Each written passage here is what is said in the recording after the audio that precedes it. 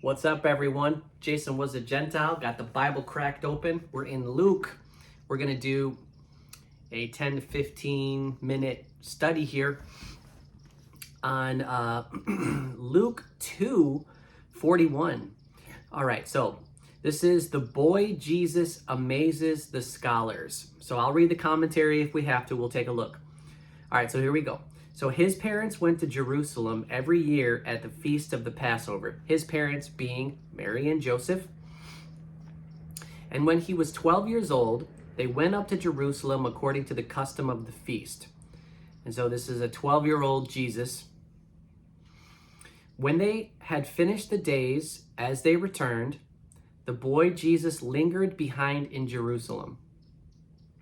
And Joseph and his mother did not know it. So he stays behind, he's lingering, his parents don't know.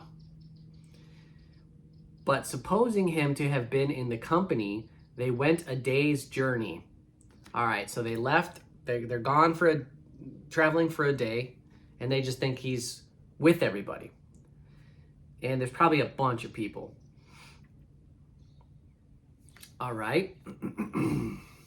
And sought him among their relatives and acquaintances. All right, so they're looking around for him, can't find him. So when they did not find him, they returned to Jerusalem seeking him. Now so it was that after 3 days they found him in the temple. So the commentary says, okay, so there's a day, and then there's a day back, and then looking. So the commentary is saying that the 3 days probably does not mean they searched for Jesus for 3 days. They apparently realized he was missing at the end of the full day's travel that required another full day's travel back to Jerusalem, and the better part of another day was spent seeking him. Interesting. So it was that after 3 days, they found him in the temple, sitting in the midst of the teachers, both listening to them and asking them questions. And all who heard him were astonished at his understanding and answers. Let's check out the commentary for listening to them and asking them questions. So, he was utterly respectful, taking the role of the student. But even at that young age, his questions showed a wisdom that put his teachers to shame. All right? And continuing on here. So when they saw him, they were amazed, and his mother said to him, "Son, why have you done this to us? Look, your father and I have sought you anxiously." So the commentary on why have you done this to us?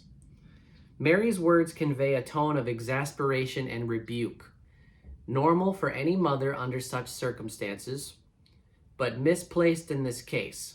He was not hiding from them or defying their authority. In fact, he had done precisely what any child should do under such circumstances.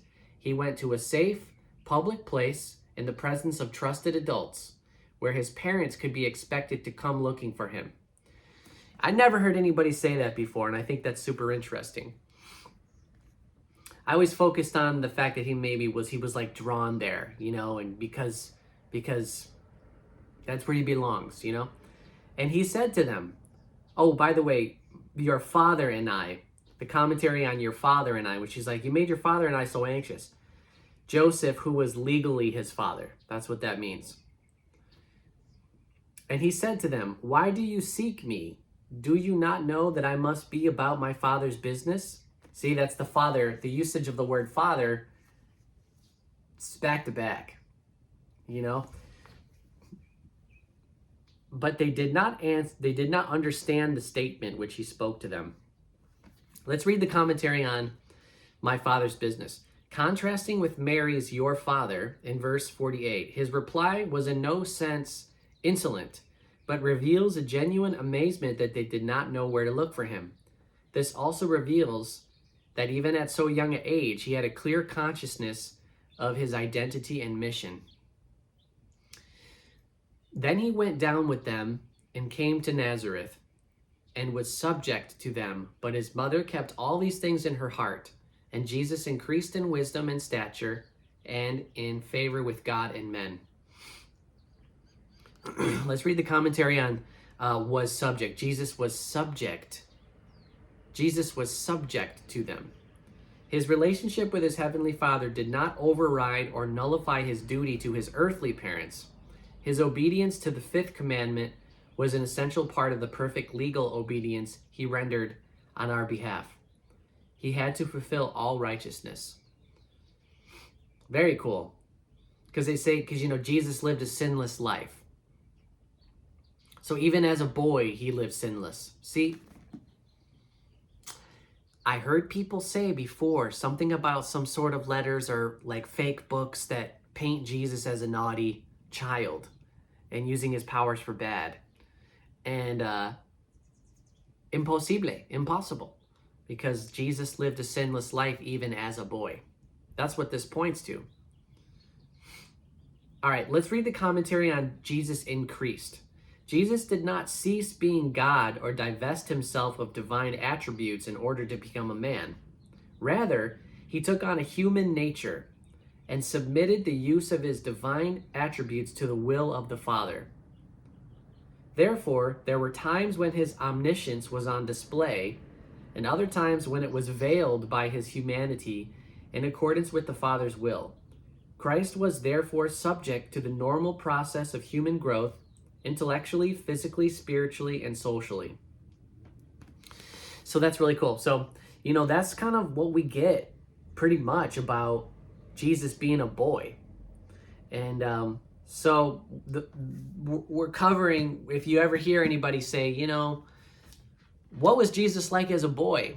Well, I'll tell you what Jesus was like. He was a boy. He was fully God and fully man from the start. He lived according to the law. He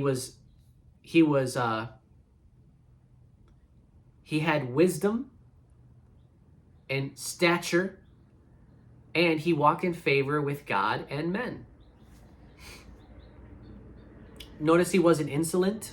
He wasn't like an insolent child. He wasn't like, well, what do you mean? You know what I mean? He was the kind who would astonish people in the temple with his understanding and his answers. So yeah, man, so that's fantastic. Okay, so this is Luke 2:41 through 49. I hope this has blessed you. And I think, cranking open the Bible like this and just looking through it and then reading through the commentary, it's so beneficial. Because now look, I got Jesus as a boy in my heart, in my mind, and that Jesus lived a sinless life. I'm reminded that he lived a sinless life. And also, something interesting is that his mother kept all these things in her heart, though she didn't really fully understand what he was talking about. And it says this almost already in the book of Luke. It says multiple times that his mother kept this in her heart. So she's like remembering. She's like, okay, remember that, remember that, remember that. And so she's also on a walk in obedience to God. Because remember, Mary had the angel Gabriel come to her and say, you're going to have a child and you're going to name him Jesus. And so she's also on this walk as well. And so is Joseph. Joseph, the father, he's on a walk too. Because I think culturally, this all having gone down without her being married, without them have been married, I think people might have looked down on them, and they were. Well, I can be corrected on that culturally, like what the vibe was, what like maybe Joseph was going through at this time, but